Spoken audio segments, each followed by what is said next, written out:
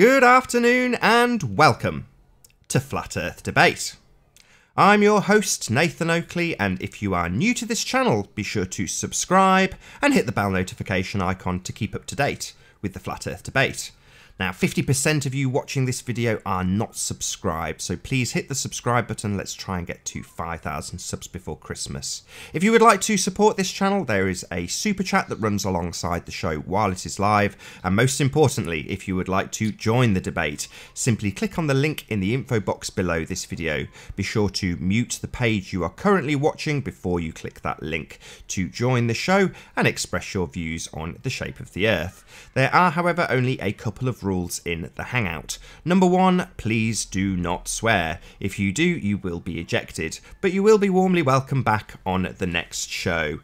So please do not try to rejoin using sock accounts. I'm about to transition across to my photographs so I can share the show on Facebook, Skype and Twitter, and I would encourage anybody who is in the live stream currently to please do the same. Please share the show. Once more, if you are new to this channel, be sure to subscribe and hit the bell notification icon to keep up to date with the Flat Earth Debate.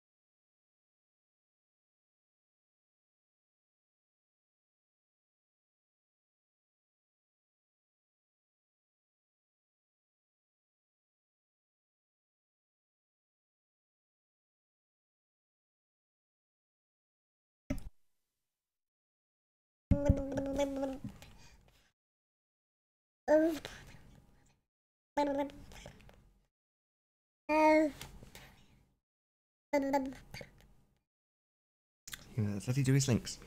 So I've just finished sharing the show on Facebook, Skype and Twitter, and once more I would encourage anybody who is in the live chat to please also share the show on social media.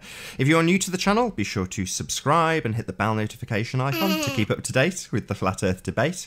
If you would like to support this channel, there is a super chat that runs alongside the show while it is live, and if you would like to join the debate with the page you are currently watching on mute, simply click on the link below this video to join the show and express your views. The only rules are please do not swear, and if you are booted for swearing, please do not try to rejoin using sock accounts. You will be welcome back on the next stream. So take a cold shower, go for a walk, do whatever it is you need to do to calm down should you be ejected.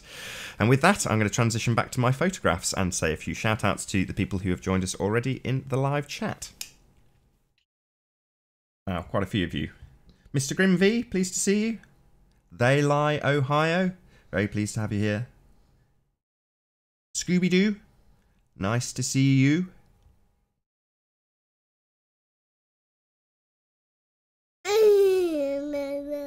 Yeah, shout out to you too, Eleanor.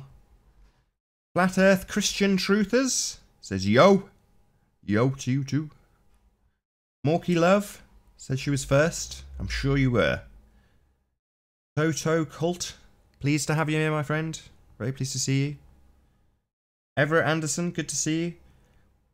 We've been joined by Sleeping Warrior, so as soon as I've done these shout-outs, I will say a quick hello to him. Agent Detective, very pleased to have you here. Shill Scanner, nice to see you. David Little, very pleased to have you in our chat. Everett Anderson, that's pretty much it. Yes, I think we've got to the bottom, so let's say a quick hello to Anthony Riley. How are you doing, Anthony? Good morning, Nathan. How are we? Very well indeed. Like Arwin, you've now got the opportunity to state your stuff. I'm going to go on mute and leave you to it. Well, I got wind of Soundly doing an experiment that I reckon all flat earthers should get behind, encourage, and promote the death out of, because I think it's going to create a result that's pretty much unexpected from the ball earthers' point of view, but totally expected from the flat earthers' point of view. And essentially, he's trying to repeat the Bedford Levels experiment from a distance of 8 miles. I don't know all the ins and outs of it. I just know that's the gist of it. Now, we're lucky because the flat earth experiment, or the flat earth debate, has already done this experiment, and we already have the results. So we know what we should be getting with regards to the repetition of the Bedford Levels experiment at 8 miles. But Soundly's going to do it with integer points along the way. I think he's putting a light or something every mile or so. So what we can do is we can use the experiment results from the flat earth side to predict the overall result, and then we can modify it slightly to account for the lights that he's putting along the way. And what we then should be able to do is make a prediction and see whether or not we get it. And I just really, whilst I've got no opposition, it's a good chance for me to show what I wanted to show, because I'll be able to get my side into it before I get interrupted by certain people or whatever. And essentially, we should be able to predict reliably what's going to happen. Just going to open up a window that I want to share with you guys, because I noticed there's quite a lot of new chats. If you want to present me, Nath, I noticed there's quite a lot of new people in the debate at the moment. There's a lot of names that I've not seen in before. So what I want to do is share with you guys a guy that is massively he's massively undersubscribed, and I'd encourage all flat earthers to go and get onto his channel and find him. His name's Taboo Conspiracy. Oh, I didn't have the notify set up, but if you go into his channel, you will see some of his earliest videos. And what he's doing is he's done the Bedford Levels experiment at 5-point-something miles and also at 8 miles. Now, you do have to scroll down for them, but it gives us something that we can use to basically predict what should happen, because he's already done it. Now, he didn't have the integers along the way, but he did have the overall result. And obviously, as a flat earther, we all know you can see the point where he... Do you mind? Sorry. You can see the point where he comes into flat earth, because he starts doing... yeah, this is basically it. So he's got a couple of good experiments doing the Robotham thing. He's got a P900, and he does the Robotham thing over different distances. And the one that's nearest to the Soundly one is the one at 8 miles, which I'm just going to try and dig out now. I should have had this ready up and running, but is it this one? I can't remember which one it is. I think it's... He's done a few. I think it's this one that's the one at 8 miles. And what he does is he says right at the beginning, let's just check if this is it. Yeah, 7.56 miles. So if you haven't seen this guy's video, what he does is he gets his wife to get a flashlight and go and stand the other side of the lake. And he gets her to flash it. And he spends the first few minutes trying to locate the flashlight because he can't see it. But he's on the phone to his missus. And whilst he's on the phone to his missus, she's flashing it on and off, giving pulses. And he spots it eventually. And he's saying, "Is that really you?" And he's like, "Yeah, yeah, yeah." And she's like, "Yeah, yeah, yeah." And he says, "Right, come down the steps and get yourself onto the beach." And she gets onto the beach. And then he says, "Like, get down onto your knee," kind of thing. And he said, "Can you get it onto the water line?" And she gets it right pretty much on the water. And obviously, he's losing his light by the end of the day. But essentially, over 8 miles, the conclusion of it is clear. The conclusion is that we see the light at 8 miles away. You have to do all that noise. Sorry, I'm just being interrupted by the most loudest zip in the world. But Soundly's going to be doing his experiment at 8 miles, and we've already got the evidence that we know the 8-mile observation does. Basically, we see it. And not only do you not need a P900 to see it, you can almost do it. He does it at the beginning. He zooms out, and it's almost with the naked eye. You can almost see it. So for those of us flat earthers that are pretty much on the fence, that are not really sure about what to view or what to think, or even for the people that realize that we don't live on a ball, this is well worth going looking at in the context of what Soundly's thinking of doing, because to be honest, he's doing a reasonably, he's having a go at doing an experiment, and we all encourage this. We all say, come on, this is what ball earthers should be doing, and he's going to go and have a go at it, and that's brilliant. But this is what we see at 8 miles. So if Soundly comes back with anything other than 8 miles and anything other than this, then something's not right. Unless he's in the most unusual magnetic vortex in the whole world and he gets something else. But what this is then going to do is the curvature at 8 miles is that much that the light shouldn't exist. It should be behind the curve of the Earth. So their argument then has to be, well, it's going to have to be the application of standard refraction. And obviously, we all know that standard refraction is the bringing back things that's fallen behind the horizon that you wouldn't ordinarily see. So their position has to be that this is actually an illusion and this doesn't really exist. Then you get put in a dilemma. Well, who can prove whether this is really what you're looking at, or is it an illusion? Now, obviously, if you're on the flat Earth side, it's obvious that this is not an illusion because we don't see any compression above it. If it was bending the light up from behind the curve of the Earth, it would be evidenced by the topography of the land around it being squashed, representing that it's being layered up, it's being bent up, and we're not seeing that. It looks, and if anything, it looks like it's being stretched, not squashed. So the argument that it's illusionary is going to be the position that they must take if they get these results. And our position is going to be, well, there's nothing illusionary about it. It's exactly what you'd expect to see. So it's going to be basically, do you accept that this is application of standard refraction, or do you accept that it's not? Now, this is where he's zooming out. Now, this is almost with his eye. I mean, it's a little bit further than his eye, but from 8 miles away, he can pick out his wife's flashlight. So this is what Soundly should get. If he gets anything other than that, then he's in a magnetic anomaly part of the world or something weird like that. But this is what he should get. Now, the argument, then what happens is, because Soundly's going to have his integers along the way, he's going to have like mile-long repeaters along the way, apparently, or something. I mean, don't quote me on it. I've only heard little bits of what he's supposed to be doing. I don't know exactly his methodology, but I believe he's putting it mile-long markers along. He's then going to apply. Well, we can use his own evidence to suggest what's actually going to happen. So if I go to Phuket Word, you can see, oops, where's Phuket Word gone? We can see the application of what we see with Soundly's work, which then gives us an ability to predict what he's likely to see, because Nick's done a really good video of basically a flat road. And what he does is he drops his elevation. There's a flat road. There's definitely no curve on that. All the lines of perspective are all dead straight. There is a little bit of integers and a little bit of messing around in the actual contour of the road, but the road essentially is flat. Now, as Nick drops down, what I want to point out to people is, at this point, look how you can almost see dead straight lines up to the horizon, and there appears to be a little bit of bend right at the very end. Now, what he does is, further in this video, he zooms in. This is it. And that is exactly what we see with Soundly's stuff. Soundly's Pontchartrain stuff does exactly that. This could be the causeway going over Pontchartrain, and then it kind of lips back on itself, and it looks like it bends back on itself. And you can see that. Now, if we applied the notion of putting mile markers down this way, you could use the lampposts that are here as mile markers in practice. You could say that'll be 1 mile marker, that'll be another mile marker, and then the third one looks like it bends away. We know it's already flat. He showed that it's flat, but then the 4th, the 5th, and 6th one don't appear to even be there. They appear to have dropped behind the curve of the Earth. But we know there's a mile marker at 8 where the light should be present.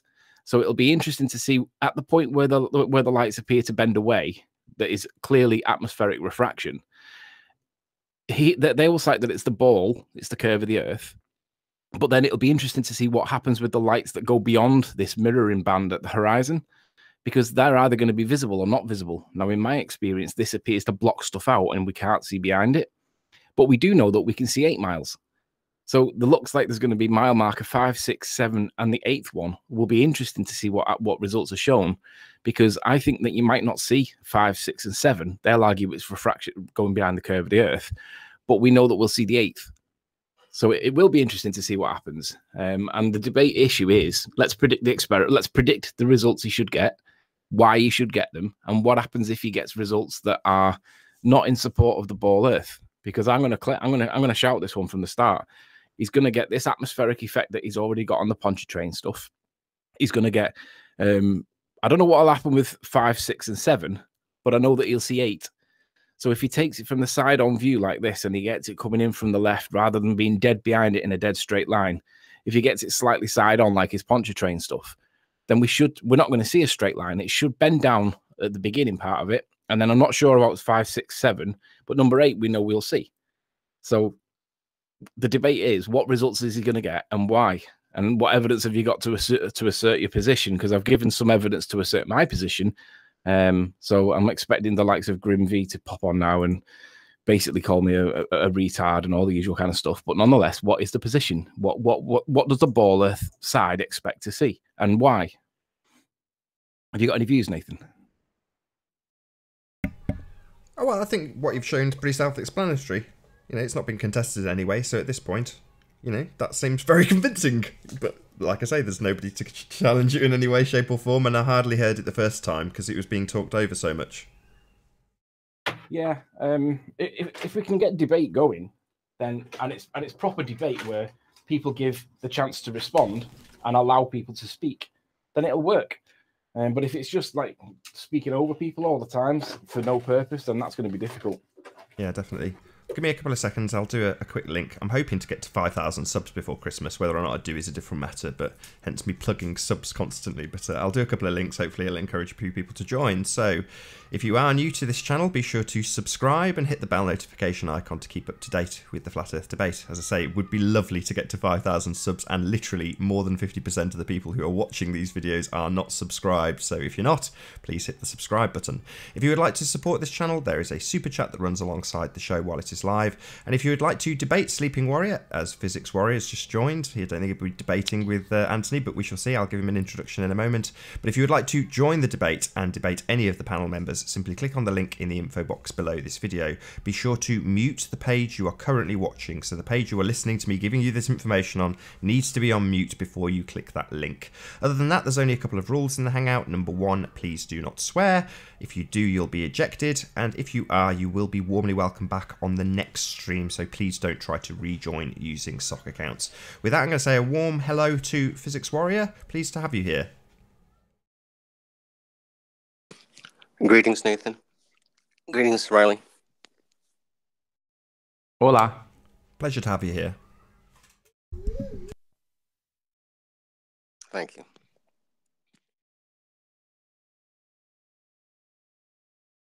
All right. Do you have any views on Soundly's plans for repeating the Bedford Levels experiment at 8 miles? Oh, well, actually, the reason why I came in here is from yesterday's presentation, Riley. Just to catch up, when you're explaining about the refractions, and then that's negligible, you're going off Mix-Bunk's equation. Is that true? Sure, I was using that is the go-to model that they all use. Yes. Okay. Well, I've noticed too that can we just somewhat agree that at night is less refraction than it is also during the day? Could that be true? That's my assertion. Yeah, I don't know whether it's scientifically supported or proven, but that's why we did the Blackpool Tower observation at nighttime, to try and minimize or negate atmospheric conditions. So I would support that, but I don't know that it's scientifically true. Okay. Well, yeah, because I mean, based on like the models that everybody was showing with the water and the building, somewhat, you know, we had a hard time having a discussion with it or a debate with that. I thought maybe if we've used, instead of like another place or another area that's without any obstructions, it could be possible that we could just see exactly what is the refraction and also where is somewhat of a declination on the landscape. But with the water being an obstruction, and seeing that that big bulge before, and haven't seen the tower also with the antenna. It shows like it was such a deep declination. I mean, or actually, you couldn't even see the building, just the antenna itself. So that was somewhat of an illusion to me. Sorry, I just put my headphones on, and you cut a little bit out. Which tower are you referring to? Well, we're trying. It wasn't yours. It was actually Curve's presentation, or actually, I don't know where he Yeah, you're got on that, about. but Oh, right. So what I can do is I responded to that yesterday, because it was right at the end of Nathan's chat, and it basically I didn't have time to respond to it, but it allowed me chance to go away and formulate the actual answer, evidence the answer, rather than just speculate on it. yeah. And initially, my position was, well, there was 2 or 3 potential explanations for it. But if let me just pop up my channel, pop up my video. Just bear with me a sec while I find it. Because there's one, my channel. Okay. Just bear with me while I get to it. There we go. So if I copy that, paste it to there, and then share my screen.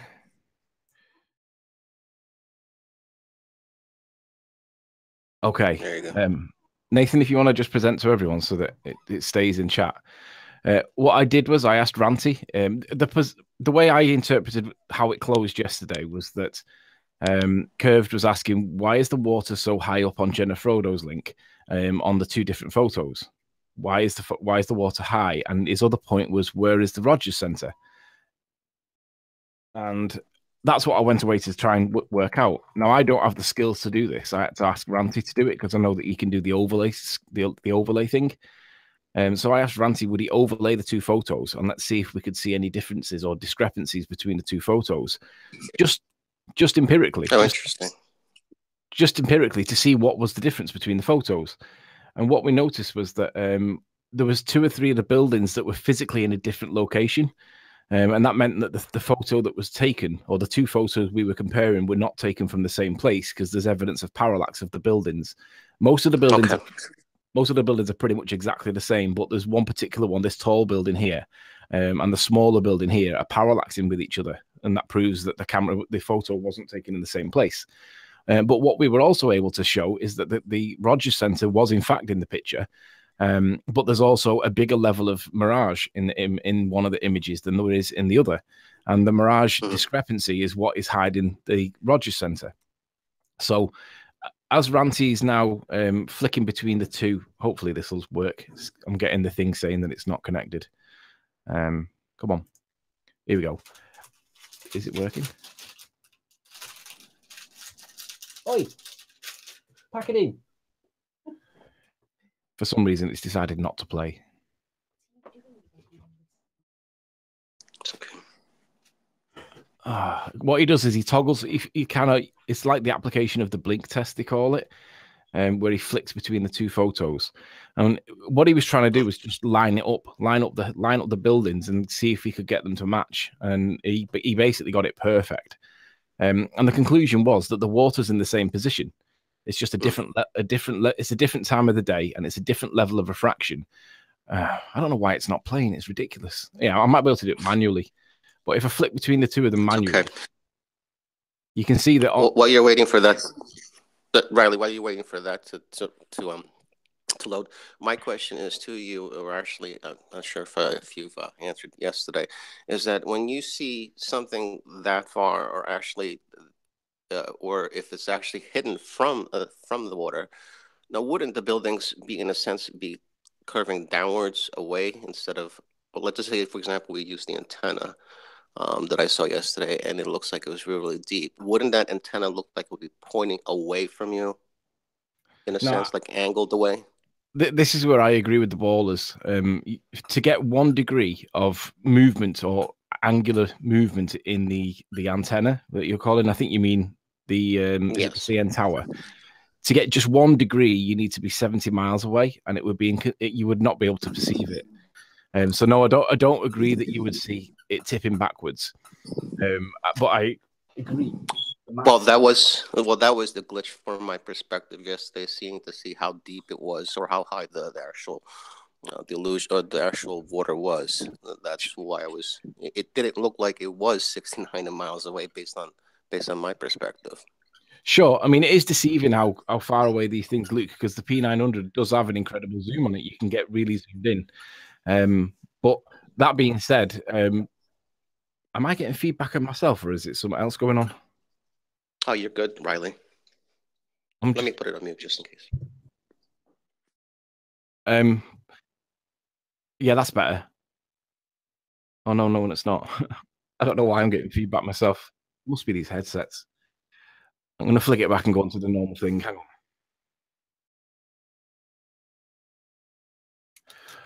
on. I agree. Yeah, I'm getting weird feedback. I'm gonna drop and come back in. One sec.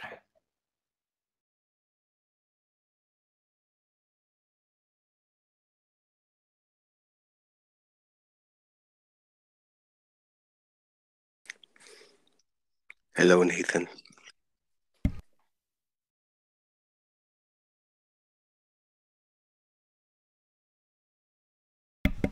Hello. I think we're going to be joined by Grim or Cat Earth soon. Both are getting agitated in the chat with Sleeping Warrior, so we shall see. I think they're going to wait till the end of his presentation, though. Good to have you here. You're coming in like Comedian rice. Eye. Thanks for being here.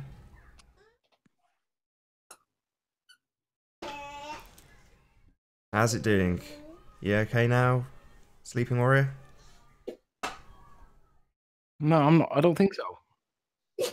It sounds like it's in water. Am I the only one that's getting this? It could be my the last time I had somebody say this, it was my desk. So if you give me a second, we'll lose sound for a fraction of a second while the desk restarts. But it could just be that. I'll try it. Okay. Done. Testing 1, 2, 3. Yeah, it still sounds a bit like Dalek-y for me. I'm getting feedback like a Dalek. Weird. Yeah, I could hear like you're in an echo chamber. Right. And myself. Not sure. I'm not sure what the issue is. Hey, Nathan. How you doing? Is that Tony? Yes, it is Tony. How you doing, Tony? Hey, guys. Hey, Tony. What's up? Out of interest, Tony, are you getting any feedback? Yeah, it sounds electronic. Weird. I'm blaming the host. It must be my end if you're all having the same problem. I just hear it off you, though, I think. Do you not hear yourself when you're talking? Might have to jump out and start again. Give me a second. I'm going to turn up my iPad just so I can hear it. What's actually going out to the audience, if that makes sense. Stretched, not squashed. So the argument that it's illusionary. Let me jump out and see what happens. Sounds perfect going out to the audience. If you guys can deal with it, I'm sorry. I don't know what the problem is. It's weird. I just can't understand it. Dang it. Weird. Well, I'll just carry on and see if it picks. It might improve as we get better. Or it could have been one of the other guests causing it, and they both just dropped. So maybe they'll both come back, and it'll solve the problem. I'll pop the screen on you anyway, so if they do come back, it won't pop off you. No, it doesn't seem to be to do with them. It seems more to do with the internet itself, or maybe I reckon it's Nathan. I think it must be something to do with Nathan. But if the song is they can hear it all, I can make my point. The conclusion of my point was that the Rogers Centre, I should be sharing now. Yeah, the Rogers Centre is visible. It's just in a bigger layer of mirage. But the perception was that the water was rising up the buildings, and it's not. It was just the application of the Skunk Bay footage, which shows that different parts of the day we get different levels of refraction. And I'll show you that now. It's in my favorites. In the Skunk Bay footage, this is what we see. So what it appears is that we're getting 2 frames of different times of the day, just showing what we're looking at here, different levels of standard refraction in the flat Earth context, which is not seen behind the curve of the Earth. It's simply seeing more or less stretch and shrink. That's all we were seeing. So I'm satisfied evidentially that the evidence was there to support it being a flat Earth interpretation, or to support a flat Earth interpretation. Curve doesn't won't agree with it because he sees it differently, and ultimately we got to the conclusion yesterday that it can go either way. You can interpret it either way, and it's essentially it's inconclusive. But if depending on which side of the discussion you're on, you're going to accept the one that you perceive to be the correct one. Yo, Curved. Can you hear me? Yes, we can hear you. We've been joined by Curved Water. Very pleased to have you here. Cool. Thanks. I'm guessing you heard what I was saying then, Curved. I've been moving and setting up. I basically have the gist of what's going on here, I think. I don't understand why you're doing what you're doing the way you are, but is Nathan talking? No, there appears to be a gremlin in the system today. I don't know why, but are you hearing yourself when you're speaking? No, I don't hear myself. Yeah. Well, a little bit. Sorry. I do hear me a little bit. We've been joined by Alex, aka Cat Earth. Very pleased to have you here. Hello. Pleased to be Hello. here. It's really bad when Nathan talks. Yeah, Nathan sounds like he's Yeah. underwater, like he's in Sound space or something. Yeah. You're in space, Nathan. You're on the ISS. You found it. I mean, if You you guys sent are it happy to carry on, I can restart my whole computer. I've probably got a couple of minutes before the hangout will end. It just means, you know, people will just see a gap in the live show when it renders. There'll be no gap. But if you guys want me to, I can restart. Just carry on chatting, and then I'll let you know when we're back live. What happens if someone swears? You won't be broadcast. I'll be Oh no, yeah, restarting yeah, the we'll be computer. broadcasting. Oh, cool. Yeah, we'll just chat. We'll really get into it while we're Okay. off air. If it does end up being a new show, it won't make any difference to you. The live audience will just get told. But in other words, you guys don't need to worry anything until I come back and say, right, we're on the air again. It might be 5 minutes. All right. Sounds good.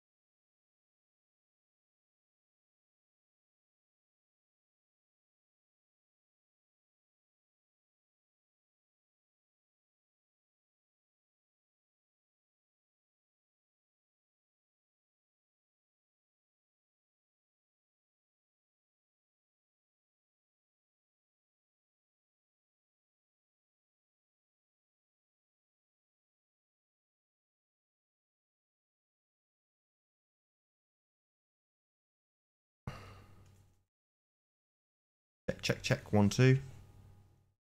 Mic back. That's all working. Can you hear me in the hangout? Am I still sounding roboty? Can you just let me know in the chat, please?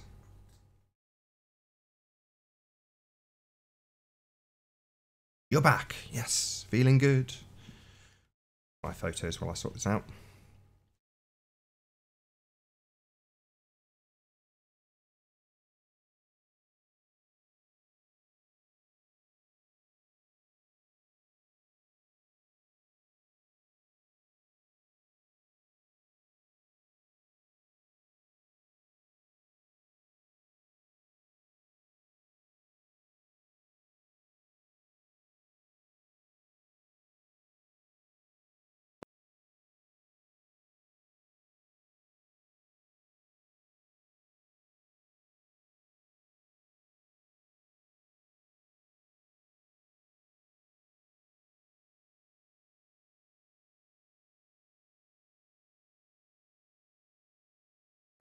Bed.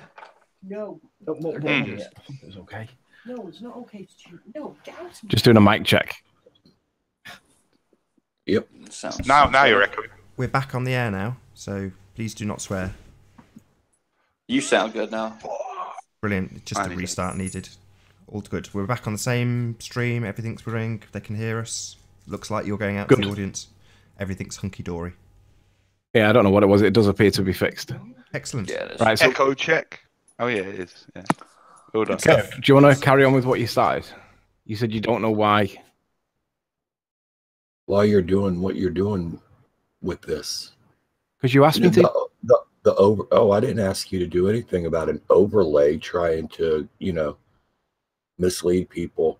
You're missing the elephant in the room here, Riley. Well, you asked me where was the Rogers Centre. Why does it appear that the water's going up the building? So I've got you the answers.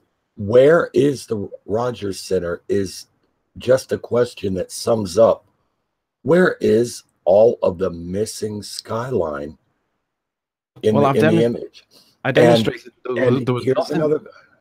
Yeah, no, you haven't.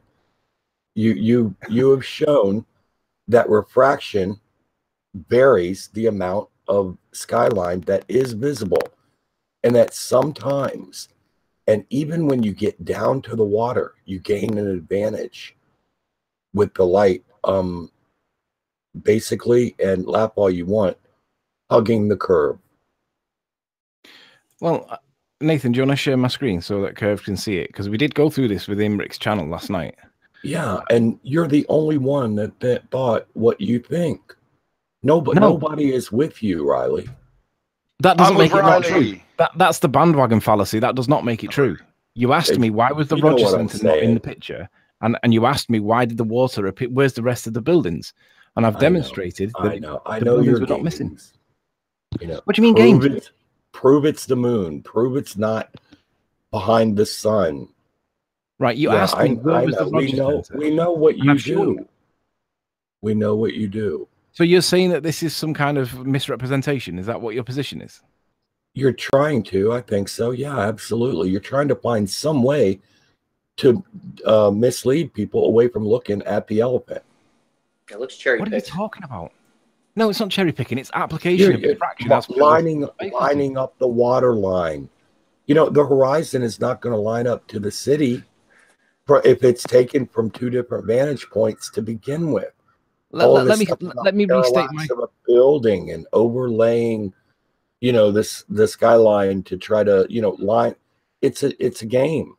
How is it a game when we're comparing like for like, which is exactly what you asked me to do? I'll tell you what, I'm not going to argue with you about it. I'm just going to I mean, people are going to make their own conclusions anyway. Absolutely. So let me clarify the assertion that in some way I'm misrepresenting. You asked me where is the Rogers Centre and where's the rest of the buildings. So I'm going at it from the position that it's a reflection of the Skunk Bay footage, which I've got on screen right now. And all I'm taking it from the perception is that this is what we're seeing, but we're seeing it in relation to the Toronto skyline. So on that basis, my position was to overlay them and see do we get evidence that supports that position to be true, and we do. Now, the fact that you don't think so doesn't make it misrepresentative. It just means that you dismiss the interpretation. That's fine. But to assert that it's a misrepresentation is dishonest because it isn't.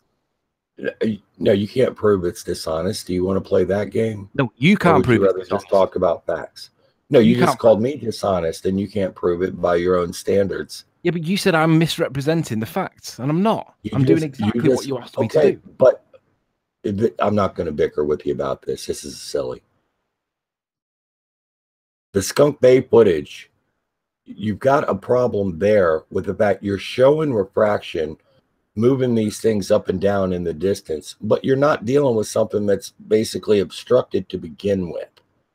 You're just showing the effects of refraction that you appear to be denying happened in the first place. When it's convenient for you. I'm asserting that it is refraction, and it's as per the Skunk Bay footage. It's not as per heliocentricity, which states that it's allowing you to see behind the ball. Oh, would you please stop saying heliocentricity? This is not a heliocentric issue. And can you stop saying assertion as well? Sorry. Are you talking? What are you talking about? This is heliocentricity. Good. No, it's not. Yes, it is. This has absolutely less than nothing to do with heliocentricity. You are literally gish galloping to distract. If you stay on topic. No. Yes. Anthony, what is gish gallop? Making loads of random bullshit up to distract away from the point that's being made. The point that's being made is where's the Rogers Centre and why is the water You're gish galloping with the heliocentricity thing. No, I'm not. How is it gish gallop?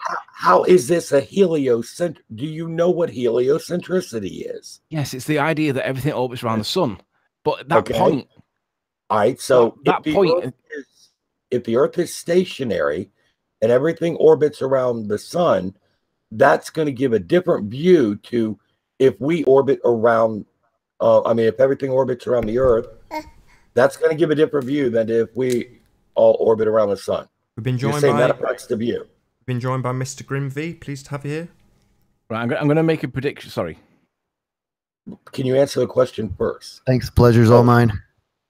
I'm going to make a prediction now that there's 1, 2, 3 ballers against me, and what will actually happen is you'll see application of the bandwagon fallacy here against me in an attempt to try and discredit the evidence. Do you want me to be on your side, Riley? I'll be No. I want the evidence to speak for itself, and I want the interpretation. Yeah, I'm going to argue for your evidence. I'm just trying to point out this is what they About your do. misrepresentation of the first demonstration you showed. How you compress the compress the visualizations of the gases on the very thin layer of gases that are actually on the blacktop, while you manipulated that by viewing through that very thin layer of gases on the blacktop to create the same effect that you were trying to see at the bottom of curved videos, which is also because of a thin layer of what do you call it, atmosphere, thicker atmosphere on the surface of the water area. So even though you tried to misrepresent that, I caught you, and I just wanted to point that out before you jumped around on the chessboard, knocking over all the pieces, talking about checkmate. Jumping all over the chessboard. So it's a manipulation yet again, from the flat Earth debate. All right. Well, obviously, I'm not going to be able to have a conversation with Grim, so I'm going to conclude by saying I'm going to step out now because the conversation's not going to go anywhere. But I've overlaid, I've answered, and I've addressed it with evidence that's contrary to your opinion curved, and I don't see how you can argue against it, especially from a misrepresentation point. I don't expect you to see it. Can you tell me why heliocentricity on that viewing point would affect the view versus geocentricity? Ask the question. Ask that question again. I didn't catch it. Can you explain how the view would be different in heliocentricity versus geocentricity? Well, it would be the same. But the heliocentric, I'm talking about the idea that's orbiting the sun. Okay, now, you realize that's not a globe versus flat thing. Okay, semantical and distraction. I concede your point. You are semantically correct. I'm absolutely correct. This is not absolutely semantically correct. You are absolutely correct, but you are also semantically correct. Let's not distract from it. Let's go back to the evidence and tell me how it's misrepresentation. Why don't you get the water levels to line up? Well, we did further in the video. They're definitely very lined up. Right, it started off. It was level there, and then we were the trying. Correct size of the tower there. The left bulb or the right bulb that's twice as big as it. Really, Grim, I'm not even going to engage in any conversation with you because you're so disrespectful. You just wasted my time, and I'm just not prepared to. Said that again and again, and you've shown nobody's being disrespectful. Yeah, I've shown everything. Yeah, I've shown everything, Grim. Yeah. Well, in your admission, you said that they're both mirages, right? Look at this mirage effect. This is another mirage effect. It's comparable with this. It's completely comparable with this. Yes, that's my position. Right. So all we're seeing is 2 frames from a different time in the day and essentially seeing different levels of refraction. They're different days. That's right. The entire image is projected up there. That's what you're seeing. Cameras, different days. Yeah, but what I'm saying, position on Earth, there's all kinds of different things. Sure, but what I'm saying is, what time of year was that? What does it matter? The point is, it's literally we're seeing on one frame. The atmosphere could be hot while the water is still very, very cold. It all matters. I agree, and that is literally refraction as per the standard refraction model cited on the website. Not the one he calculates for, but the one he references. That's why I mentioned it. Obviously. So basically, what my position is this: we are looking at one frame on that Toronto skyline, and it may as well be this frame.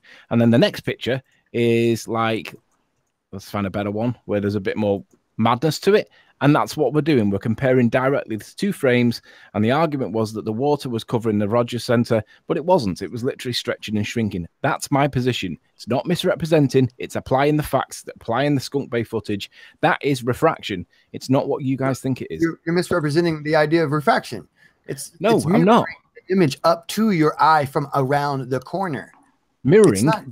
It's not just shrinking and growing.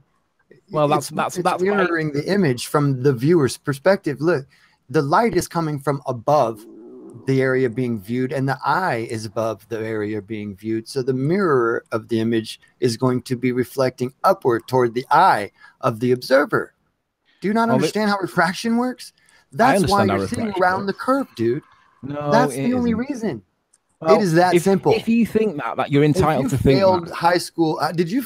Never mind. I don't even want to get into it because that's just ridiculous. Yeah, you're definitely misrepresenting, and I know you're doing it on purpose. Of because course, this is the first time you've been explained that very simple concept.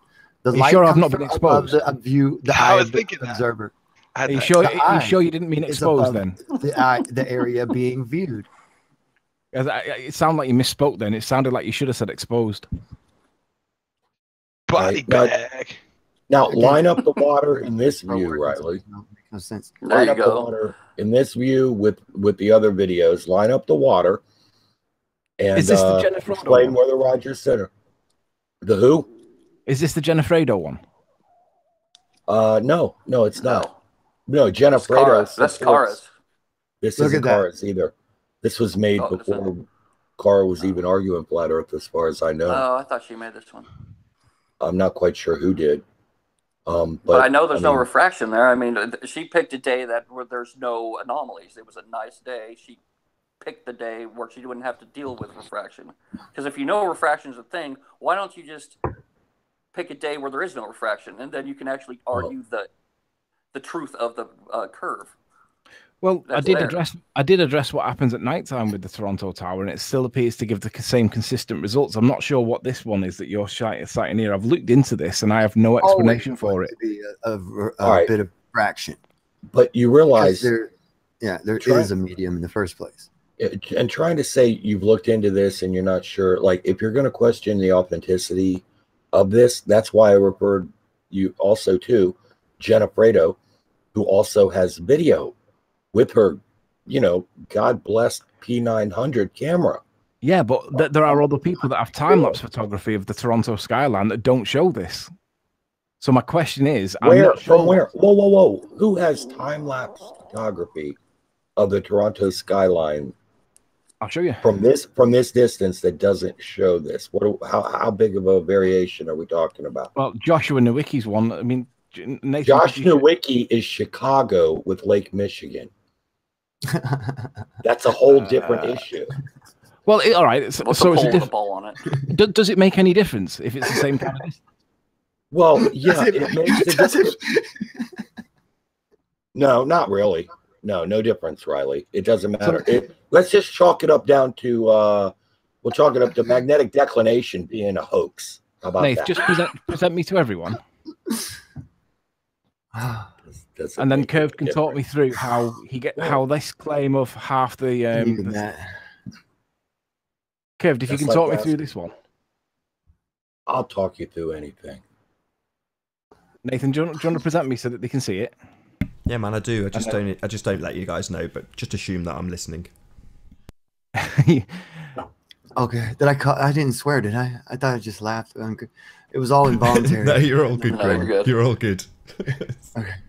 Right, so Curved, if you talk me through this one, it may not be the same skyline, but this is time lapse of, and this is exactly my point that I was making with the point that you said. I'm saying it's the application of Skunk Bay, and it's stretching and shrinking, and you're looking at two separate frames throughout the day, and they're showing the same thing but different levels of refraction. And this is supported by this one, which is doing the exact same thing. So what I'm asking you is, what is the explanation for the one that you're showing that the water looks like we're made on a basketball? Because that doesn't appear to be the case. Looks like it. Why would you bring up basketball? How mathematically illiterate are you? He's trolling you right now, dude. Just pointing out. I bring up basketball because you're bringing up. If you bring up your picture and you show that, yeah, you bring it up showing. Okay. There's no triggering here. There's just Riley wrecking himself, hanging himself on his own words. I think Riley's done a really good job. Carry on, Riley. Good work. So, Kev, bring up your. I mean, I've just showed what time-lapse photography shows of refraction on a building skyline, and you're showing one that looks like Soundly's made it, and we live on a basketball. So what I'm asking is, how is that consistent with the 3 occasions that I've shown you? Wow. All right. Well, let me ask you this: does it really matter if what you're saying is correct? If you think it might be, is that your point? Of course, it does. No, but what I'm saying is, I've shown you 3 occasions where it's consistent with my perception, my version of events, my interpretation. Look Your at those version- go crazy Dude. in the stretching light. Look at that. That's Alright. beautiful. I've got to click on Riley's screen. Play that again. Let's Yeah. follow this through. What is it? What's your point here, Riley? Thank you for having My me. point is that this is another example of refraction as per Skunk Bay. You see the building stretching and shrink, stretching and shrink. My point is that we're not seeing what you're showing, which is the water line rising high above the buildings. So my question is, have you got other citations for the water doing what you're saying it's doing? Or are you saying that I'm cherry picking the results? What are you talking about? Riley, I know. you Right, have you're- buildings that rise up into view and go below the view. I don't think he realizes what he's talking about. No, I doesn't. don't think you guys. can't. I don't think No, you that's guys. that's Look further at that. away than what you were talking about. Plus, Hold on, You can't guys see are the- literally applying the can't see that bandwagon happening. fallacy to try and Hold on, defeat hold me, on. and it's No, not. no, You no, can no, see no, that no, no. happening. Watch the red light Riley? disappear. Yeah, the red light near the middle of Watch the it screen at the disappear. horizon. It's obvious There are what is buildings that happening. rise up into view and then disappear back below the horizon. Stretch and Exactly shrink, the not- opposite not of what rise you up. claim. No, it's not Exactly rising the above. opposite of No, what you it's claim. gone. Now it's back. Riley, Now it's gone. Which light you on about? Right why in the don't middle. you look? Just to the right of your mouse. Down. All right. This mast. There it comes back. There it is. Let Nope. the- Nope. Down at there, the right there. horizon There mark. on your left. See the red Yeah. light that you're avoiding below your mouse on the right? Oh, on the horizon. Back in- This one here. Pop back into view right at the end of the My video. God, Right how there. many times do we have to say on the horizon? Watch Oh, that. for on me the to be able to horizon. You know, find it. and you know how many feet that is? Look, that's the whole Look at top of those the building buildings disappeared popping on the up and right down. hand side. Where'd it So go? all Exactly what you say Where'd doesn't the top of that happen. building go? On the right of that. It's stretching See and what I'm saying? shrinking as per Skunk Bay. And That's it it. disappeared under the Stretching and horizon. shrinking into and out of view relative No. to the horizon. Yes. Your own All it's Thank doing. you. Look at the top of My this building here. God. right, Look, Anthony. look at the you can't top of this really argue building. against what Just you watch. just Look how showed. the top of the building is dropping. Just debunked yourself with your own video, and I It's appreciate you for moving. doing my work for me. No, not really. If you claim that's debunking myself, then you are Yes. really Yes. missing. It is. You If you are. can't be objectively shows. enough, honest enough to be objective to know that what you just saw debunks yourself, then there's no sense having conversations with you in the first No, place. I agree. There is no Well, sense in there having is. conversations with You're me. not There being is a honest. point, Grim. There's no So why There aren't you is a here then, point. Grim? debate with a dishonest person like that. There Yeah, is sure. a point. And here's the point to having Riley speak. Any reasonable, sane, honest person out there listening to him gets to hear how he argues. Yeah, with evidence. That's it. It's not. Yeah, No. the Evidence is that actually you contrary that to what you contradicts you. convey. No, it doesn't contradict me. You It's show all- evidence. It It's like just cognitive did. dissonance. You don't even see it happening. Just It's like did. an operating system. You're Linux, and we're trying to tell you about the Windows stuff or whatever. You're just does not compute. Cannot Okay. compute. You're not seeing it. Okay. It's Well, right I'll tell you there. what. I'll tell you what. Visually has to be shown that the building disappeared under the horizon, and then you No, it still, didn't. for some reason, are acting like it didn't happen. But we all saw it. What we can Everyone see, saw it, Riley. stretching and shrinking. And we are not. And Sorry, don't bro. forget, at night time, once the sun's removed, we remove the atmospheric refraction. It gets back down to a controllable. Never medium. remove atmospheric refraction. I just want you to know that. Yeah, but when the sun's not there, we can see that there's very little You're atmospheric in the refraction. atmosphere and So refraction. all we're doing No, is no, no, no, Never no, no, remove no, no, no, no, no, no, no, Yes, no, yes, yes. no, That's no. it. That's So not what's- always the it's case, right. Riley. That's not always the case. It's about Virtually does it all the temperature. time. To put It's it about simply, temperature. It's not about daytime. It's about Grim, temperature nighttime. of the mediums. Grim, The can you density of stand the by your mediums. word and not communicate? It's about the density of the Because there's mediums. no point you talking to me. You understand Daytime, that it's about nighttime, density of the sexy, mediums, sexy. right? I'm making a very Nathan, valid point that you're trying to that's- dismiss out of Hey, a Nathan, personal. if you hear me, can you use. play the daytime, nighttime video? Daytime, nighttime, sexy, sexy. Ooh, ooh. Ooh, ooh. I'll tell you what I'm going to do. I've made my point and I've supported it with evidence. You guys dispute and reject it. You're entitled to do that. But the conversation really can't go any further. And on that basis, with already Grim done, being buddy. in, speaking over the top of me, there's no That's point in true. even communicating. So I'm going to step out and I you can guys say can the same dominate thing, it. Grand- The conversation Have can't a go good any conversation. further. Gallop and Grand Stage 2, dude. No, the Done. conversation It can't was go any already further. You're quite debated. right. You don't have Done. to act like it hasn't yet been debated, or we need further debating to do it. It's No, You you all just don't done. have showed to act like an evidence. absolute Riley, idiot. you You just just showed- over me all the time, do you?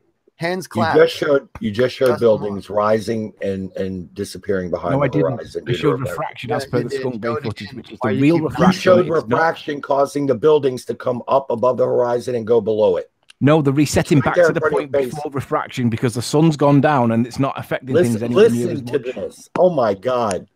I hope you people are listening to him. He's looking at this and telling you that what is happening is not what it is. These buildings are rising up due to refraction and disappearing behind the horizon. Yeah, but what version is it consistent with? Is it dropping behind the curve, or is it consistent with what I'm showing you, which is the skunk bay My footage? God, that's the entire point. The refraction raises it up beyond the curve, from beyond the curve. So at the That's beginning what of the brings it day, into view in the very first little place. refraction. At the end of the day, there's very little refraction. But during Are the day, you really talking over him? Oh As my! you just complained about being talked over. We When see you start talking over people, you can't shrinking. complain about being stepped on when you get stepped on. You can't make that. Let's talk about the premise of your whole argument is being stepped on and talked over. Let's talk about magnetic declination, Riley. Let's not bother. What's the point? There's no point in talking while Grim's Riley effect. Well, what about so that you can Why is become the sky educated blue, and not Riley? try to make that a point? You don't understand the magnetic declination maps, and you're trying to say that when people are looking south, they're not really looking south, that they're looking in different directions because you don't understand magnetic declination. Curved, you know that I respect you, and you know that I enjoy debating with you. But right now, I can't debate anything with you because Grim's just going to constantly ruin it. There's just no point in me being here while Grim's here. So on that basis, guys. Good morning and welcome to Flat Earth Debate. I'm your host, Nathan Oakley, and if you are new to this channel, be sure to subscribe and hit the bell notification icon to keep up to date with the Flat Earth Debate. If you would like to support this channel, there is a link to Super Chat that runs alongside the show while it is live. And if you would like to join the debate with the page you are currently watching on mute, simply click on the link in the info box below this video to join the show and express your views on the shape of the Earth. There are, however, only a couple of rules in the Hangout. First of all, please do not swear. If you do, you will be ejected. If you are ejected, please do not try to rejoin the show using sock accounts. You will be warmly welcome back on the next stream.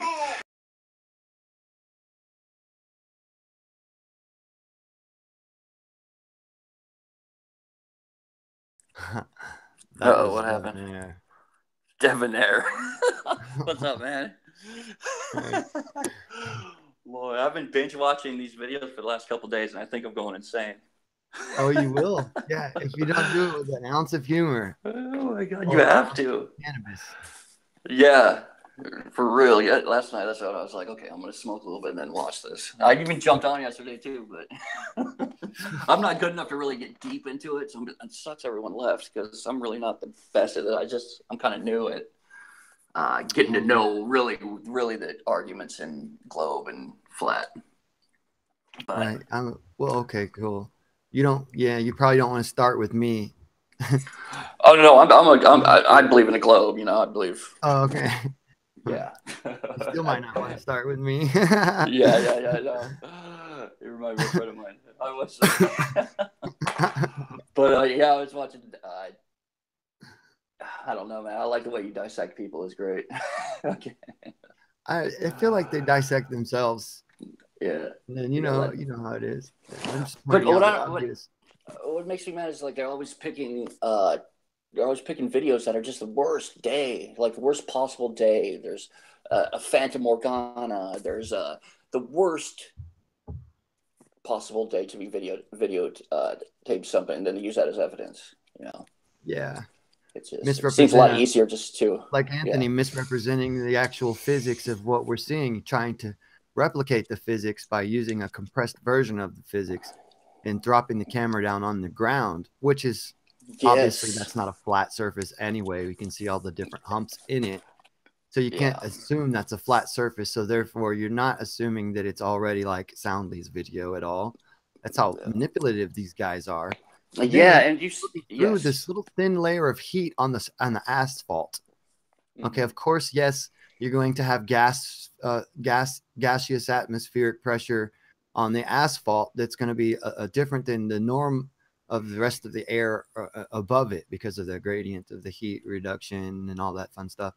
And people need to know that they're using that misrepresentation to try and mimic what we're seeing in the actual atmosphere through the larger atmospheric, conditions. Yeah, and that Lake Pontchartrain, when they always say that when they say that he was fudging that, what you'll see is when that other video, I guess the Flat Earther did it.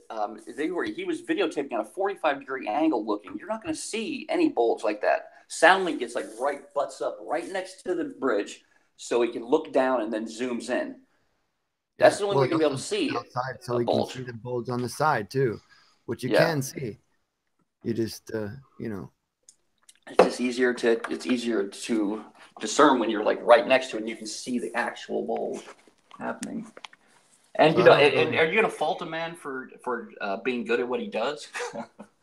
Well, let's just ignore the vernal equinox too. Let's ignore that. Mm-hmm. Oh yeah, I love that. Right. I love how the that. Heck how the heck does the sun come due east, straight down the east and west running street? Yeah. If the that's my new. I'm going to use that now. That's one of my new arguments. Yeah. If the Earth is flat, it can't. It's be way far away sun. Zenith. Yeah. But, it's interesting. Sometimes I wish I never got into Sometimes I wish I never got into this because I get so. I'll be eating like last night. My girl was doing a puzzle and I was sitting there and I'm like out of nowhere I'm like, what the? I got all mad. Yeah. I scared them. I'm like, what? She's like, you gotta stop watching that. You're getting way too invested. Yeah, it's exactly. Yeah, but I wish someone else come in. Jeez. We need a flat earther in here. No, where's David at? Where's David at? Impossible for a flat Earth argument to feel affirmation. So, I might have to jump out and then jump back in. Might have to do a trick move. We'll jump out, and then when they jump in, we'll jump back in. Oh, wait, they're listening. Never mind. No. It's like, yeah, well, I've got to go for a while, guys. I have a dentist appointment. Yeah, that's me too. The ticket. Yep. All right. Be here. So, wink, wink, and then... All right, man. I'll see you at lunch. We're still meeting at the same place, right? What's up, Nathan? Yeah. Hey, man, thanks a lot for... Hey, man, these are great. Like, these little debate hangouts you have are great. We're going to have to flip them to probably like plasma cosmology debates or something else because the flat earth was too easy. It's already skerplunked. How about sovereign citizens? That's fun. Oh, God. That was my last thing I was into. Watching all the sovereign citizens. Yeah, hey, you just say something right. Get arrested. Yeah. Watch them all get arrested for driving around with magic marker license plates and stuff. Yeah. They're like, what? I want a lawyer before I get out of this car. I wish.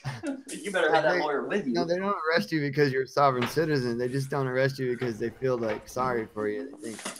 Exactly. I love those ones and they're like, surviving. I'm a winner. That was a win. I'm just kidding. I'm just messing. Good times. But power to the Republic. Yeah. Yeah. So Star Wars Republic. Not the Republic in the sense of what people think a Republic is. Through the use of the communist version of Republic. Gotcha. Well, we're heading that way. But the Republic. Are crazy. So while these two are shooting the breeze, I will do my links for real. Big shout out to Shill Scanner first and foremost for his nice advert. Absolutely spectacular. Love it. So that was the video that was played out a moment ago using my links and intro. That was made by Shill Scanner, who is in the chat. So click on his name and subscribe to his channel. He's either new or just unpopular. He's only got about 16 subs, but I love that video because it's got me in it. So thank you very much for doing that. If you are new to this channel, be sure to subscribe and hit the bell notification icon to keep up to date with the Flat Earth debate.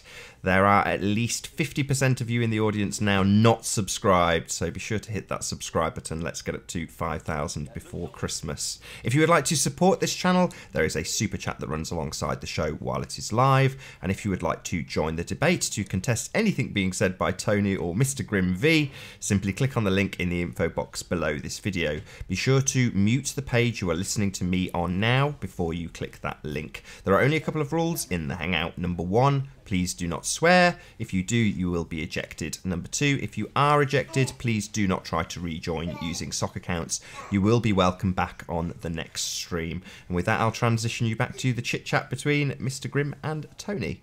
Be sure to subscribe. No love for those guys over there. They're shills. A lot of people. No, they are. I mean, if they know it or not, they shill because they hide parts of arguments. You know, they promote chemotherapy over all other, you know, cancer treatments and all this kind of stuff. Marijuana is a hell of a drug. Yeah. No, marijuana is a hell of a drug. Cannabis. Cannabis is good. Crack. And it's good for you. They promote GMOs, and use of GMOs, like glyphosate safe, and the vaccines are perfectly normal and safe. And you know, when your child has a seizure after 16 vaccines when he's newborn, it's normal. It's no big deal. It's normal. He'll bounce back. Don't worry about it. It's just a little seizure. Like, no, we don't. This isn't normal. This is not what you do to your kids, and this isn't even an effective way to prevent disease in the first place. Why would you have to give a kid 3 hepatitis or herpes vaccines by the time he's 6 months old? Get real. I mean, really? I mean, is that really necessary? Seriously? 3 of them by the time he's 6 months old? Seriously? It must be working good if he needs 3 of them. Yeah. I mean, it's like he's so like that much. I mean, those needles there. When I saw it, I mean, my daughter got inoculated because it's almost like you have to do it. Like it was, and I was just, I know I did too. They tried it. It almost seemed like I was going for my Heisman photo when I had my newborn son in one hand and shoving the nurse bitch out of the way of the fucking exit door of the other hand, talking about, you can't go without getting these vaccines, you know, that's not, I'm like, who the hell? Like, oh no, we're going to have someone come in here. And I'm like, no, you're not going to have nothing except your fucking hand in your face. Move out of my way.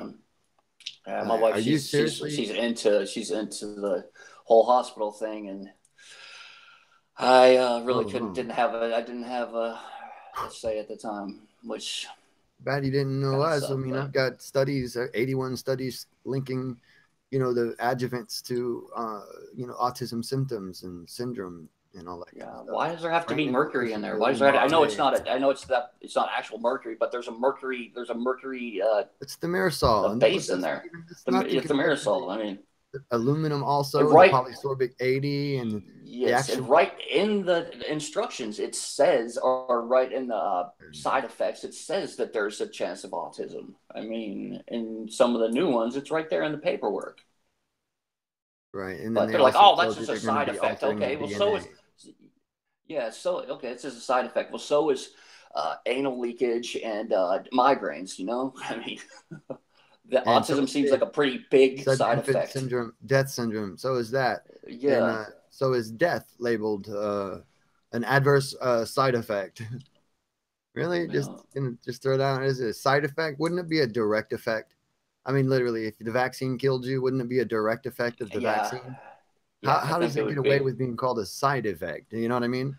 Yeah, right. Exactly. Well, it's only a side effect if it didn't affect you. If it didn't affect you, it's not a side effect. If it did affect you, then it's an actual effect. Right. If you didn't notice the effect, then it was effective. You're good. Yeah, you're right. Good. If you didn't notice your brain damage, which most people don't, then it's effective. Yeah. Right. If you didn't notice, it's fine. The burnt neuron passageway and the barricading its way through, bombarding its way through the blood-brain barrier with the aluminum and thimerosal adjuvants, you know, dropping it's like a war in your head, like dropping bombs. Yeah, that monkey kidney cell. Well, at least we know. Right in your head. At least we know where flat earthers come from now. Just joking, guys. Just joking. It's just the thimerosal overdose. It makes you believe everything's flat planes. Burnt neurons. I'm on a 2D planet. Is that the thimerosal?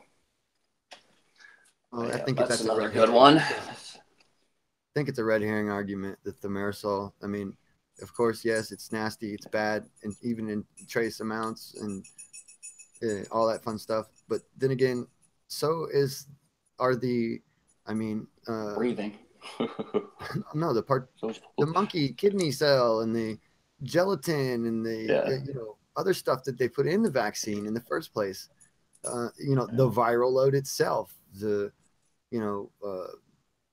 neoplastia, cancer cells and all the stuff that they're using. People don't even realize what's in that. Canine kidney cells, monkey, bovine. It's like a jambalaya. It's like a jambalaya. I got a little bit of everything in there. Depending on whatever the vaccine is, yeah. I don't do flu shots. I don't do flu shots, and my girl does flu shots, and I tell her why. All kinds of crap stuff. Blue crab. I hope I'm not cussing. No, you said blue crab. Blue crab. Yeah, that almost sounds like a cuss word. Shut up, you're a blue crab, man. Blue crab, crab ass, blue crabber. You're a blue crab juice and vaccine. It all sounds like cuss words. Nathan, you're loving this, huh? Sorry, man. No, he loves it. You got a nice little platform drunken kung fu. You got to stumble around, play drunken kung fu, and then they come in and try to debate you. Then you wake up. Yep. But I don't think anybody really wants to debate against the vaccines in this room. It looks like everybody seems in the chat, at least. I can't read the chat. They're on our side. Yeah. Well, I don't know. It seems like the thing we're talking about here doesn't seem to be stirring up too much controversy. All right. Let's see here. What should we say? What's your what gender do you go as? No. Let's try and keep it flat Earth related. If I can get my tongue I out. know. I'm sorry, man. I am. I don't even know. Maybe I could ask Tony. Pronouns I would need to answer that question. So Tony, you said you're a Glober, right? Yeah. So what? If I just say why are you a Glober? What makes you think you're on a spinning ball? It's the celestial spheres is what that and the angular size of the sun. It's just hard to get around those two things. The equator thing that Grimm's brought up is I'm going to look into more, and it sounds like a good argument. But mine mostly are the celestial spheres. I don't see how that could happen outside of a sphere, and the angular size during the day, the sun stays the same size. Now, I heard your argument yesterday about, or was it yesterday, or was I just binge watching some of your stuff? But where you said there could be other land somewhere, and it could make another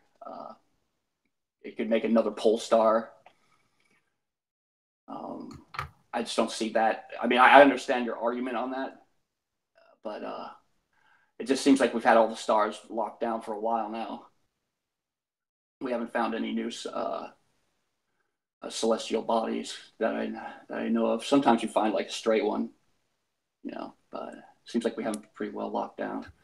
But I'm like a layman at this completely. So Tony, is there a question you want to ask him particularly about that, or vice versa? Am I going to moderate between you two? I'm not really good at debating. I'm more of like I stand aside and then I'll jump in and say something, courage up a little more.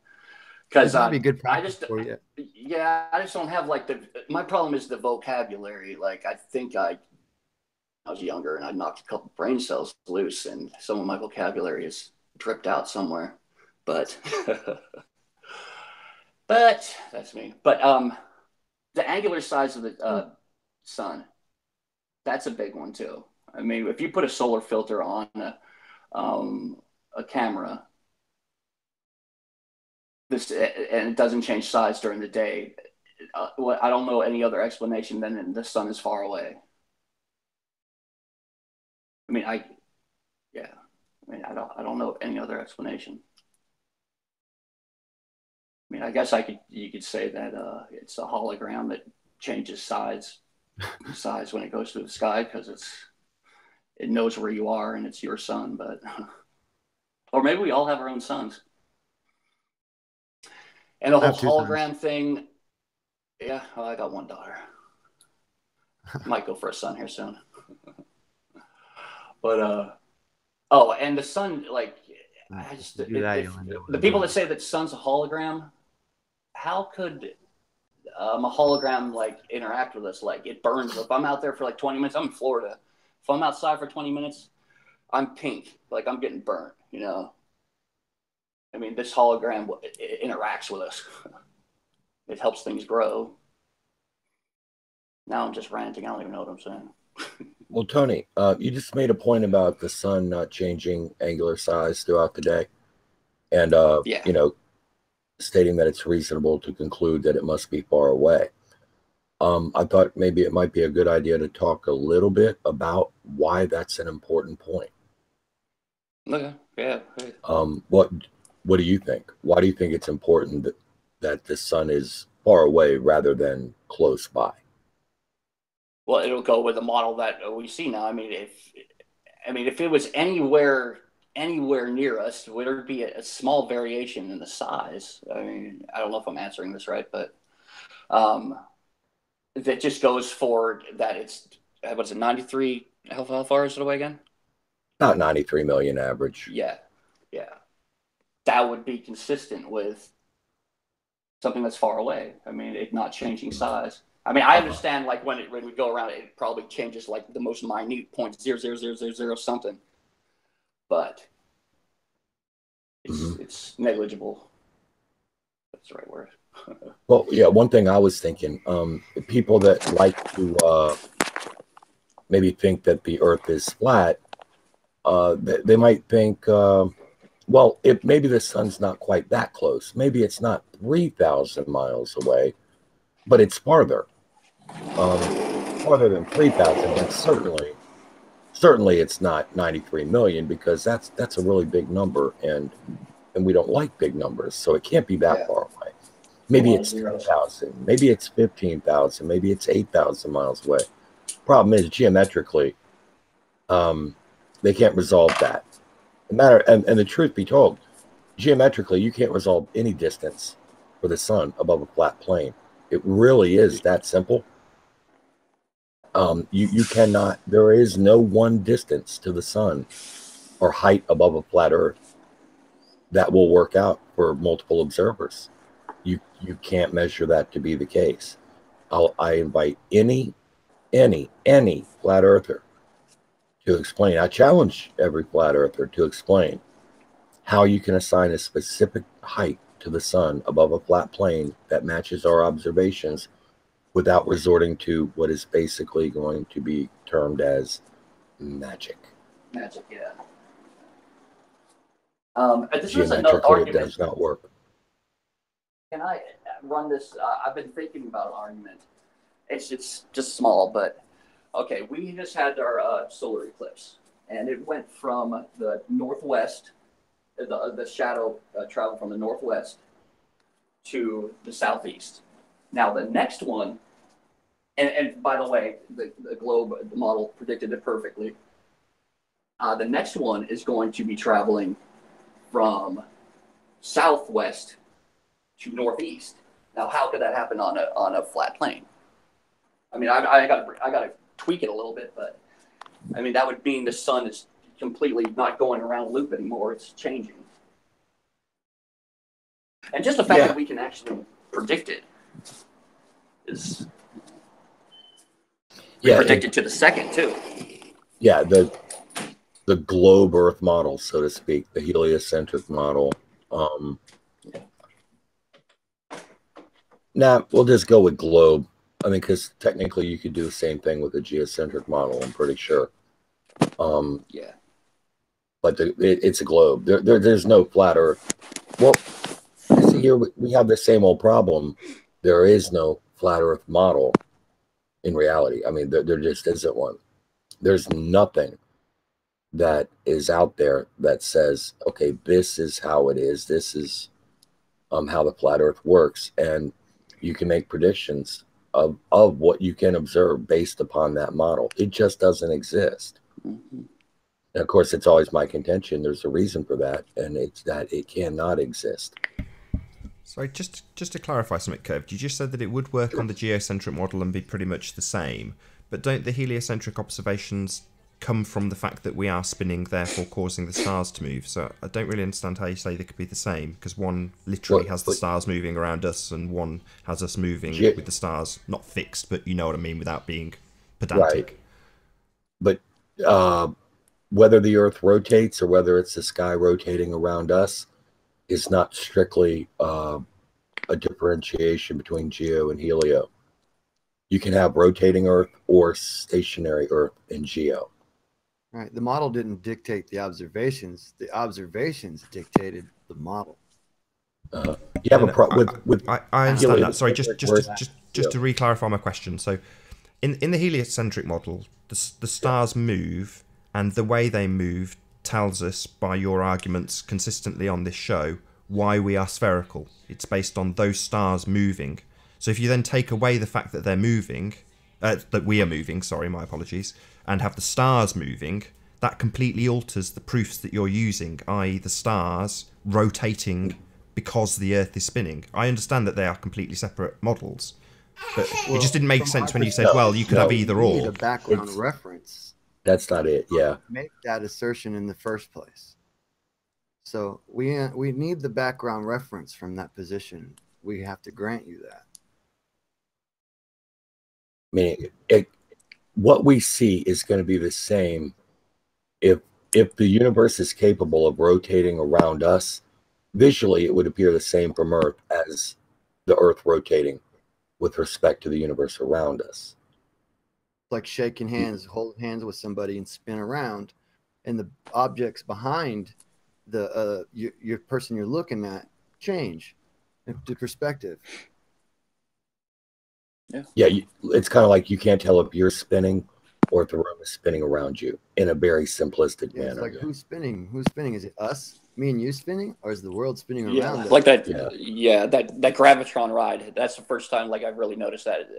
That one at those little fairs that come through town, one where it plasters you on the side of the wall, and the guy sitting in the middle. I think that's a good.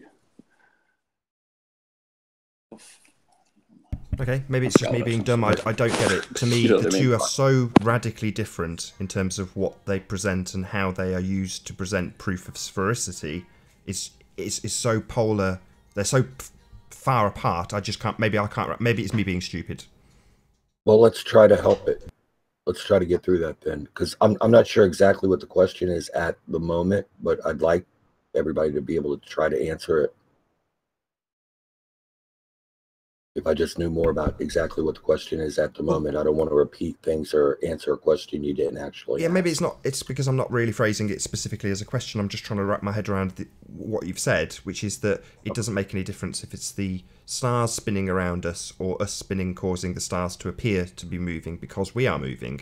Well, in the examples in the debate up until now, it seemed to me like you're saying, well, you've got these two polar stars and the stars moving around us, which would indicate that we are spherical.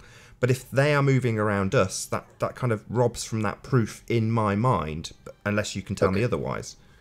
Okay, I can address that. Take a globe and picture this, okay? Put yourself on the globe, observing what you see as you spin around on that globe when the globe rotates. How you see progressively everything around you. It's going to appear to rotate around you. Now, keep the globe still. Picture yourself on the globe, and everything rotates around you while the globe is sitting still. And these are relative terms. Still relative to what? Moving relative to what? But either way, you're going to see the same thing. It's going to appear the same. When you want to get to which one is actually doing what, there are different things needed to make that absolute determination. And it's relative. Yeah, go ahead. The observations from there you can see have a relationship to their position on a sphere. You see curvature and arc ratios in the air at different latitudes, which relate to what you would see only on a sphere. You can't You can't even map that out to show that happening on a flat map. Mm-hmm. That's the You're point. talking about like the altitude of Polaris, that kind of stuff. All of those types of things, as far as, the movements of the sun and the moon, even, and different things like that. So Just simple. It's the most simple stuff. I try not to even get too complicated with it. Okay, I mean, let's take exactly that then. On a flat map, you can't get what you see observationally to happen on the flat map. So does that alter then? So just with that example, so the altitude of Polaris, does that alter in the two models? No. Say that one more time. I was interrupting you. Sorry, the altitude of Polaris in the heliocentric and geocentric models, are they the same? Well, yeah. If you're talking geocentric globe, because it's a globe thing. It's not about what's spinning or what's moving. It's about angular relationships over distance on the surface of the Earth.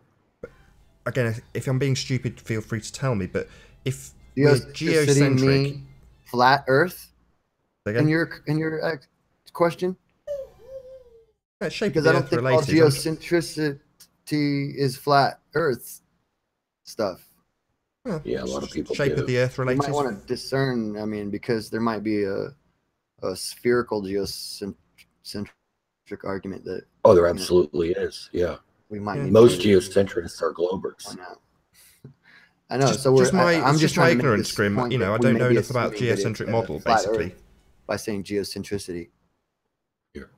Sure, but it's just I'm just trying to wrap my head around it. If you've got long on the wrong premise. Okay, but if you've got fixed distances in both models and they're the same, wouldn't that dictate that, let's say, Jupiter, if that's at a fixed distance on a geocentric Earth, it's going to be travelling at a vastly different distance in vastly different directions because it's moving rather than us moving. Obviously, just in the solar system. Forget the rest of it. Speeds get crazy in geocentrism. So the speeds do get crazy?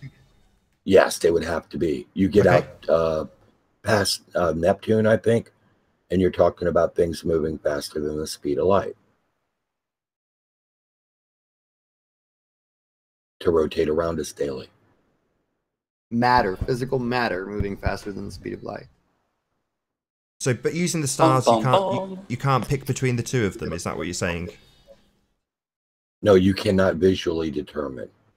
So at this point, then, wouldn't it be absolutely critical to prove one way or the other whether or not we're spinning?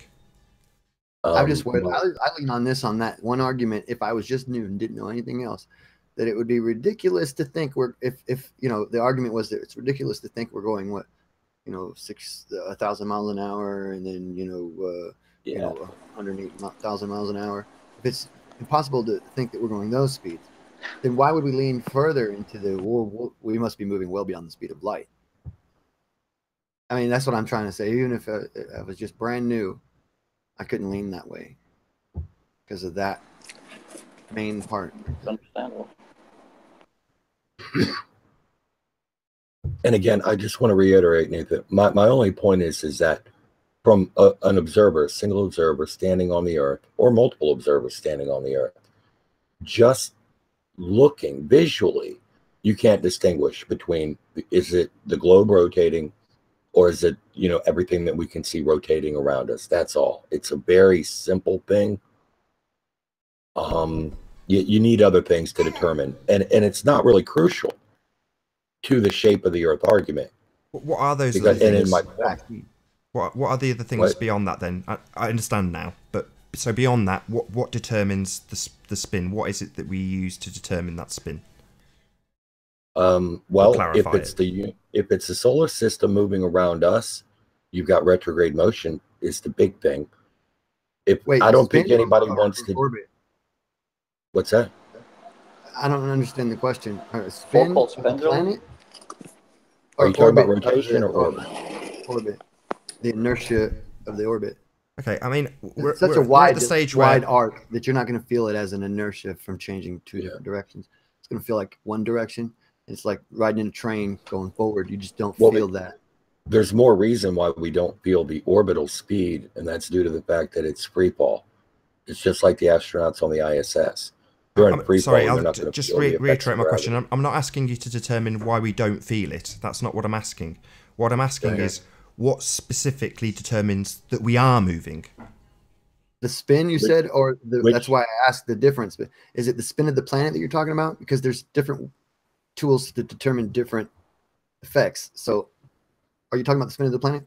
Well, in the heliocentric model and the geocentric model that we've just established, it would be either the stars moving around the spherical Earth or the Earth spinning, causing those stars to appear to move. Well, either or. You can take either position. I don't mind which. If you took a table, and then you nailed one of those, what are they called, mother-in-law tables on top? You know, where it spins around. Right? Oh yeah, Lazy Susan. Lazy Susan. Okay, So mother-in-law. You take a pendulum and you swing the pendulum, right? Right, and the pendulum is free motion connected to the table that spins. All right, so you swing the pendulum in one direction and don't spin the table, and you notice the pendulum stays only going in the one direction. But then if you start spinning the table and you have a peg around the pendulum, you'll see that the pendulum will start knocking over other pieces because it's having a rotating effect. Even though the pendulum is still swinging forward in the same direction it was, the ground underneath the pendulum has now moved so that you can now knock over those pieces. You'll notice that. You can do this for yourself. It's real simple. You can do it like with a ball of string and a couple of lids to some mason jars and kind of just spin it and show yourself in relativity to the spin. And, you know, you can calculate that and see that. But see, there's the thing. On a sphere, it spins like this, and you have different relationships.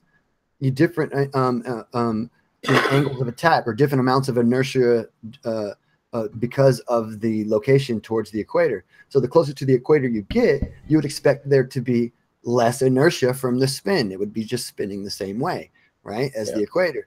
So you got to understand that now what we're dealing with on that aspect is the actual proof that we're moving in a relationship that is indicative to understanding that we're on a sphere.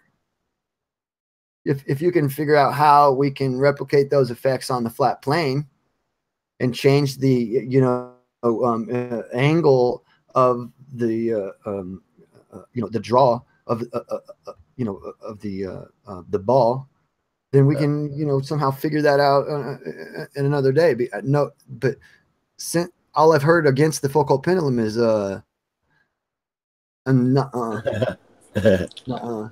It's been proven. So can I ask a follow-up question? They're in all kinds of locations all over the globe. I'm a bit confused again. So inertia is the reason we don't feel the Earth spin, but you're saying there is inertial changes. So can we detect those changes? No, I'm not saying that. I never said inertia is the reason we don't feel the Earth spin. I didn't never say that. And can I say really quickly the reason we don't really detect we don't feel the inertia because we're going in such an arc. Because I didn't say spin, I said traveling around the sun. That's why I was asking, what's the difference? What actually are we talking about? The spin of the Earth or the orbit of the Earth? Okay, so is there an inertial difference? Because the force generated by that rotation is really too small for us to perceive. Right. But it's enough to change what a pendulum does varied on its position on the globe. The pendulum can do it because the pendulum is in a motion that is frozen to its position. It's already swinging in this motion. So there is an inertia change then. There must be kinetic. So there is an inertia change then. So for the pendulum to react differently at a different point in the globe, there is a different amount of inertia acting on that pendulum. Right. That's true. That's why you have to start the pendulum first, right? So what else? It processes according to latitude and hemisphere. Sure.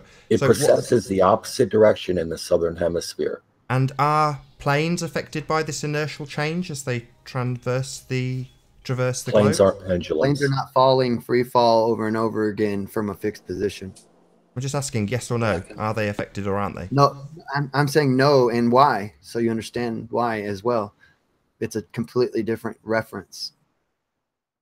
A completely different physicality. Do you doubt planes are flying in the air?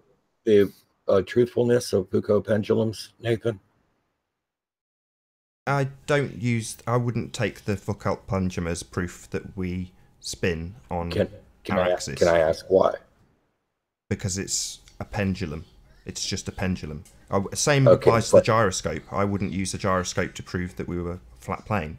You know, I just think these crude tools are not sufficient to demonstrate it.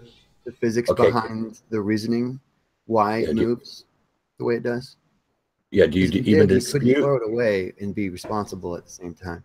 Sure, but do you dispute the precession of the pendulums? No, I'd say that in the technological age where before I was even born, we were in a position to physically go out and observe it spinning, that would be a much better proof. So to rely on something like a pendulum, which is pretty crude by comparison to the technology we are told that we have at NASA, I see that as kind of archaic to use that type of technology to prove the Earth spins. Right. But just because a regulator gyroscope is more advanced than a pendulum, that doesn't negate the fact that the pendulums precess according to their latitude and hemisphere. I wouldn't use either. And you know how YouTube is always going on about the flaws at the pivot point? You know that? How is always saying Foucault pendulums are no good because you can't engineer a perfect joint, ball joint, and all that. It's bogus, it's bull. And if you were correct that some kind of a flaw at a pivot point were the cause of the precession, then how does he explain that as you reach the equator, they precess less and less, and at the equator they don't precess at all? Okay, see, I haven't presented that argument. That's not my reason for not taking. I'm just pointing out that Ute is full of crap because he spreads that nonstop. Okay. It's his main weapon to hide behind. It's his shield. Not a weapon, and it's garbage. It's like a nice precess due to latitude and the latitude affects it due to the shape of the Earth. That's why it precesses according to the latitude. Do you accept my reason for not accepting it as a? Do you accept my reason for not accepting it, or do you think that ice cream cones?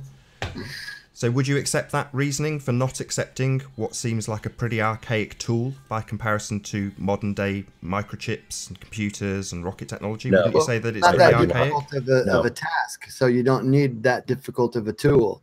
It's like we're slicing bread. Do we need a super laser toaster slicer? Or can we just use a simple knife to slice the bread? So why do we have it then? Slicing bread here with the Foucault pendulum. I don't know how complicated this really can be. But we do have a laser slicer. The pendulum isn't something you can mess with and really. What do you need more than that? But we do have a laser slicer for the bread. We have NASA. That's exactly what we have. We don't need it. Do we need one to slice bread? Or can this bread still also be sliced with a regular knife? That's my point. I just ripped the bread. No matter what, the bread just got sliced. That's the point I'm making. But be honest, Grim, if you had a laser slicer, wouldn't you want to use it? But that's not the point. I mean, you know, just turning on a lightsaber to cut through your bread is something useful. Yeah, I mean, I'm just saying, if you've got a laser slicer, the metaphorical equivalent being NASA, and you've got a lazy old dusty saw, why would you use the saw? You have the laser slicer images from NASA too. Remember, I showed that on your show already, man. Yeah, but I'm just saying, the reason for me saying the Foucault pendulum and gyroscopes I wouldn't use as proof of anything is because we are in a vastly enhanced technological age by comparison to those dusty old crude tools. Yeah, but most flat earthers, don't they use their perception? Hey Nathan, I can give you something a lot more sophisticated than mechanical gyroscopes and Foucault pendulums. Do you know what IRS is in aviation terms? I've heard the term. Remind me. It's inertial reference system. It's the modern method of referencing anything that needs a inertial reference on an aircraft. And it's centralized with a system called ADIRU, Air Data Inertial Reference System. And that's the central reference system for anything that needs a reference. And they use ring laser gyros. Signac. They can detect rotation. As a matter of fact, before pilots prepare for any flight, they have to align that system, which means they have to. It takes, like, depending on your latitude, anything between 15 and I think 5 or 6 minutes to get a fix on the rotation of the Earth. That's about as sophisticated as it comes. If you've got objections to the sophistication of the other systems. If you're interested, I can link you up to a Honeywell training video where it's all explained. Yeah, man. Wicked. I'm always interested in cool tech. All right, let me find it for you. Give me a few minutes. Thank you. Hey, while he's looking for that, you teach you how to make your own Sagnac. What's it called? The Sagnac interferometer? Sagnac. Sagnac. Manipulating wigwam. Smiamnac. Aflac. So Nathan, what is your objection to the simplicity of the Foucault pendulum? You don't have anything technological there that you can mess with, that you can fake it or anything like that. Why would you reject the simple results of this? Because it's been superseded. Pendulum? Why not? What's that? It's been superseded by something far, far, far better.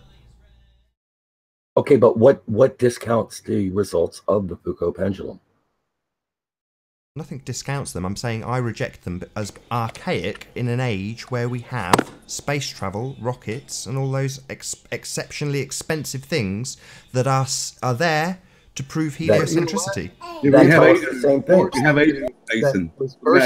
That's not crude. If your objection is that it's crude, then this is very sophisticated.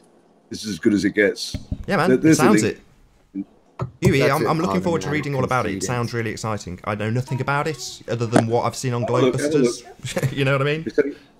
It's only 5 minutes. And that's the training video. Roll that bean footage. Tells pilots how to align the ADA, and that's entirely dependent on rotation of the Earth. And that's as sophisticated as it gets. Woo! Bless you. Thank you. This has been around for something like 20 years, actually. Ever since they've been able to make ring laser gyros small enough to go in an avionics bay. Sounds like a Jesuit construct to me. What's your experience with them, Huey? These are the facts. What's your experience with them, Huey? I had no experience with them other than a friend of mine is a commercial pilot, and he put me onto it. But it's just what I managed to find out on my own. Have you been doing your own research, Huey? I'm afraid I have, Mr. Curved. Good work. Good work. Thank you, sir. And I know it's secondhand, but I do applaud that. What does your friend do with the ring laser gyro then exactly? He's a commercial pilot, and he has to align it every time they prepare for a flight plan. You have to make sure the aircraft's still and stable. You can't even have anything loading on there. The slightest movement on the aircraft will throw it out. So he's an end user of the product? Yes, he is. He's an end user of the product. Okay. He's a commercial pilot on a 777 fleet. He's a senior first officer. Just to spark debate, I mean, I'm an end user of this computer, but I don't really know how it works. Well, Honeywell will explain how it works. If you watch the training video, it's explained in there. Fair enough. Alrighty. We aim to please. Glad I can help. It was very fun. I'm going to do another link before I introduce you, Brenda, because we've got about, I think, 10 minutes left approximately. Let's just double check that. About 10 minutes left, so I'll encourage a few people to join, as there may be people who want to do a bit of last-minute trolling. So, if you are new to this channel, be sure to subscribe and hit the bell notification icon to keep up to date with the Flat Earth debate. If you would like to support this channel, there is a link to Super Chat that runs alongside the show while it is live. And more importantly, if you would like to join the debate to express your views on the shape of the Earth, click the link in the info box below this video. Be sure to mute the page you are currently listening to me on before you click that link. There are only a couple of rules in the Hangout. Number 1, please do not swear. If you do, you'll be ejected. And number 2, if you are ejected, please do not try to rejoin using sock accounts. So with that, there's probably, as I say, about 10 minutes left on this broadcast. If anyone did want to join to do any last-minute trolling or express their views, now is the time to do so. Good morning, Nathan.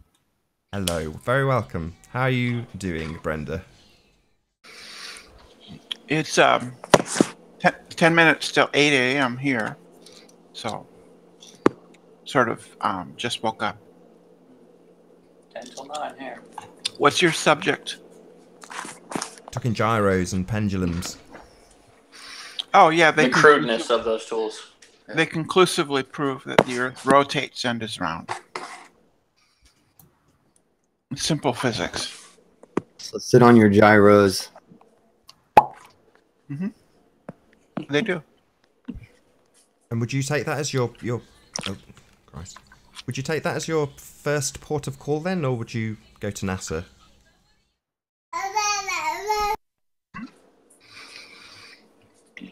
I agree with your daughter on that one. Yeah, I was just gonna say that too. I like what she's saying.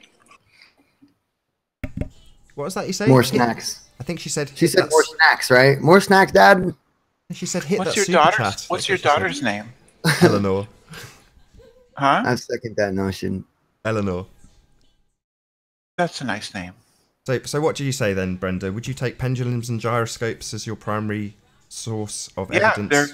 They're conclusive proof that the Earth rotates and is round. More so than a picture from NASA showing it spin. Yeah, I think so. I'd say so too. Wow, because really? Okay. Because it would be independent.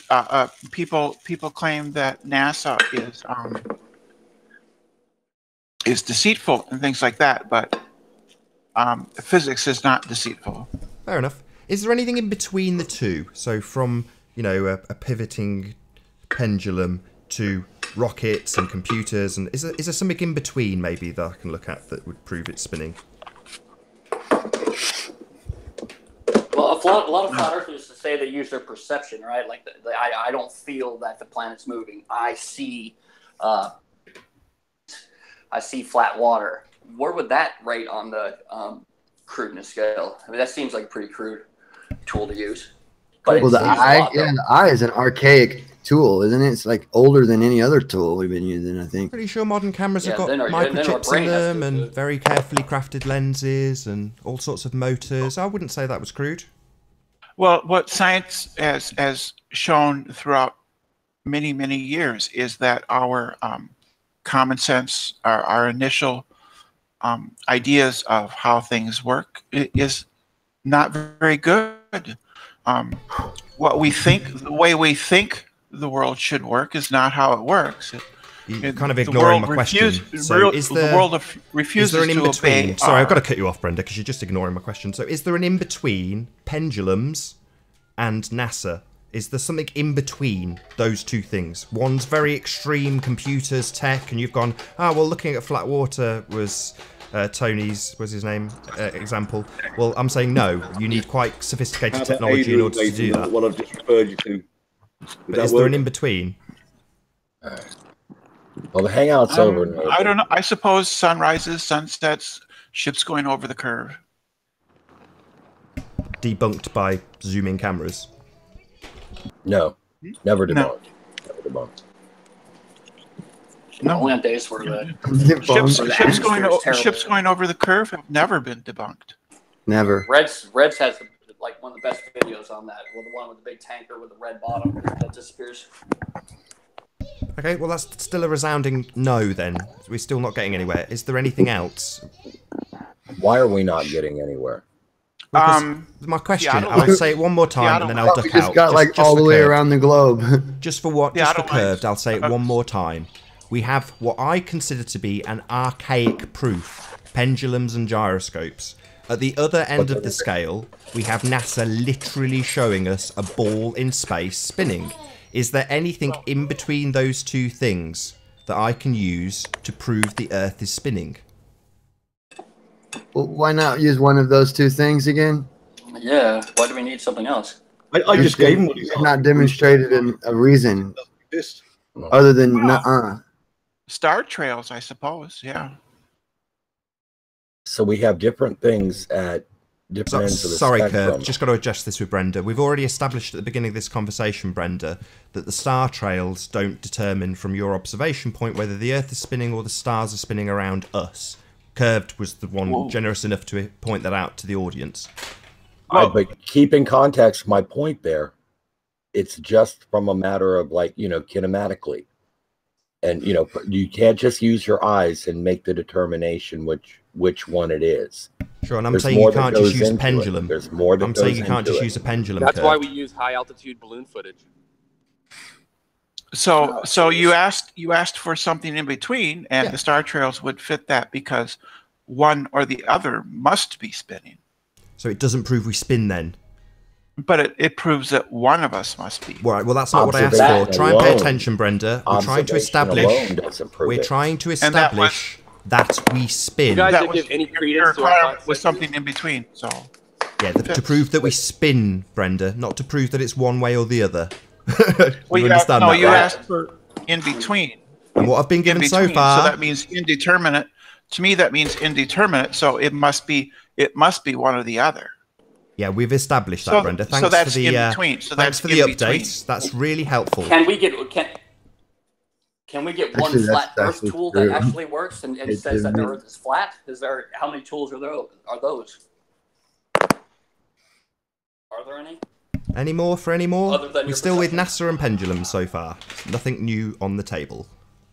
Well, how about flat Earth? Is there something that flat Earthers use? Well, the pendulum still that wins. the Earth is The pendulum flat? is not defeated, so you can't say, "Oh, I don't like the pendulum," so the pendulum is off the table. You can't do that. That's what I did say. Nothing is That's valid. pretty much word for word what I did say, Grim. That's exactly what I did say. That's you saying I can't say that. Just got to point this out to Grim. Sorry, you're all talking at once when I'm talking now, and literally, I'm the host on my own, surrounded by globeheads. Normally, I'd be defending the only flat earther, but there we go.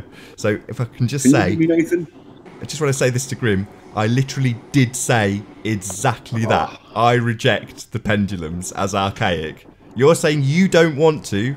You don't have to. I'm not making you reject them, but I do. But you're not rejecting it on the grounds that it's invalid. Right. You can't reject it because it's not invalid. It's not a reasonable argument with rationality. It's been supported by something that you don't reject. That's funny. Here's a reasonable argument. We've been lied to since our birth. Truth. I doubt this. We're just shedding off all the lies. Man, bring something. That's not a very good argument. Can you hear me, Nathan? None of But us are. it's the truthful one. It doesn't have to be very good, but it's truthful. No, it begs the question. It's like all your other questions do. See, because the conclusion is present in your premise. Can you hear me, Brenda? Yes. Okay, Curve, can you hear me? I hear you. I've been trying to tell you. I'm confused here because Nathan keeps saying there's nothing in between NASA and crude pendulums. I just gave him what he was asking for. I gave him the solution on a silver platter, and he seems to be ignoring me. Maybe he can't hear me. I'm not ignoring you. The gyro is not NASA. The ring laser gyro stuff is not NASA. I didn't ignore you. Thank you very much for doing it. Thank you very much for passing it to me. I haven't looked at it. Why do you yet, keep saying there's nothing in between when I've just shown you something in between? What's okay? Sorry. There are spring gyros too, just like the Foucault pendulum. It's a very advanced that demonstrate gyroscope, the is it same not? result. I gave you what you were asking for, and twice since you keep saying, "Oh, there's nothing in between." I just showed you what's in between. It's a gyroscope, is it not?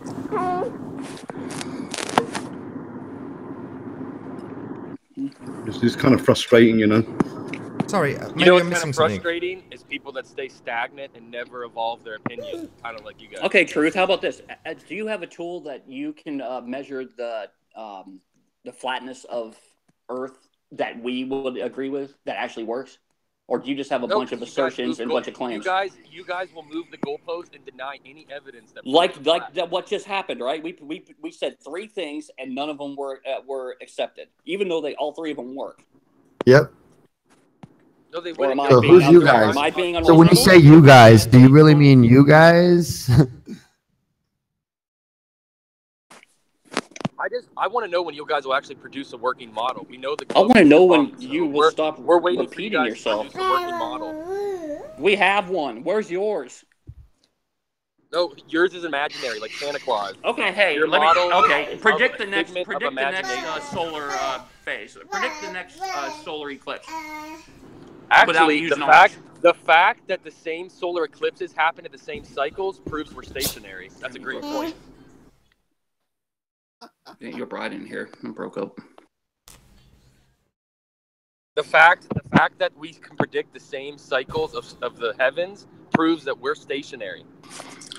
Are you telling me that the solar eclipse is the same every year? Is that what you just said? I'm saying if we're in Are an you saying ever that the solar expanding, I'm eclipse? saying if we're in an ever expanding Daddy. universe Don't where bite. a force isn't stopped until it's acted upon, yeah, our stars should be changing, brother.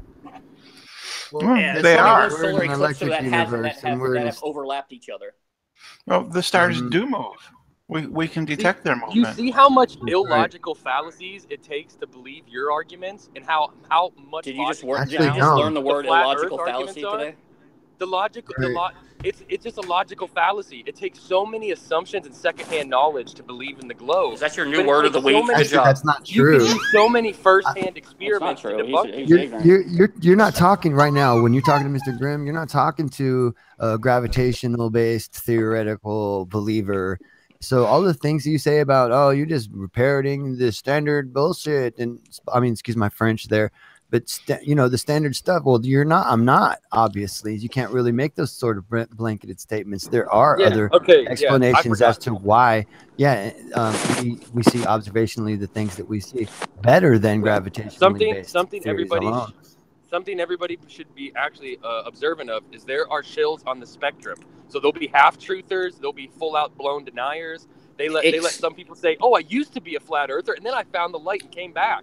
They create false accounts. Kind of like you saying, "I used to be a glober and now I'm a flat earther." Dude, I want two words for you. Man. Two words are for you, ridiculous. dude. Vernal equinox. For real, beat that. Come back when you're How done. about you give us one idea? Two words for you. No curvature. It's already proven your curvature, ridiculous. dude. That's not an argument. I just want to see a picture of the curved oceans or an airplane in Australia landing upside down. I'll be waiting. And that's hilarious. The fact that you think that that's what you And with that, I'm going to say a huge, massive, enormous thank you to our live audience, first and foremost, for joining us on this debate. And also a massive thank you to the panelists for making this debate possible. Be sure to like, comment, share, and subscribe. I've been Nathan Oakley, and I will see you all in the next video.